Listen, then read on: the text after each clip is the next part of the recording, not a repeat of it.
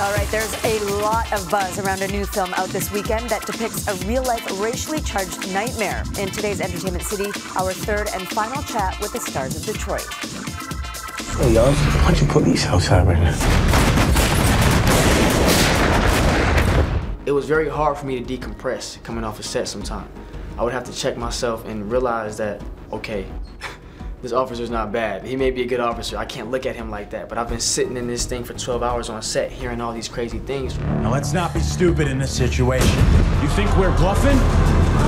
We don't bluff. Algie Smith got candid with Terry Hart about the toll that reenacting the horror of the 1967 Detroit riots had on him. In particular, the Algiers motel incident, when police officers used brutal questioning tactics on a group of black teens. Will Poulter plays one of those officers, a sadistic, racist cop so villainous he's easy to hate. But of course, that was a tough act too. Did you have any idea of the emotional impact it would have on you, Will Poulter, going through the paces of these days and saying and behaving in the way that this character did? Yeah, I knew that it was going to screw me up, but I was confident of the fact that the character was so far removed from me or, you know, anyone around me that I was going to be able to wash myself of it pretty easily when all was said and done. You don't talk about this to anyone ever. You understand? I think with somebody like Will, to be such an all-around nice guy, to give a performance like that, you know, it takes a little work to leave that at work because it takes just as much work to bring that into work.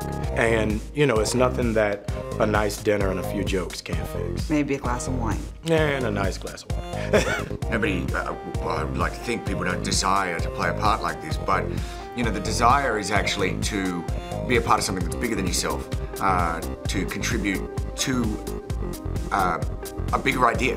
That bigger idea is being brought to the big screen by the Oscar-winning duo behind The Hurt Locker and Zero Dark 30, director Catherine Bigelow and writer Mark Bowl. We see all of these liberal movies out of Hollywood that have all these great intentions, but they have to have this hopeful message. And the thing that Catherine and Mark do so well in Detroit is they're like, no. We're not hiding any of that. At all. Like, and it's happening today, and it's an issue. And the fact that it's been going on this long, it is a problem.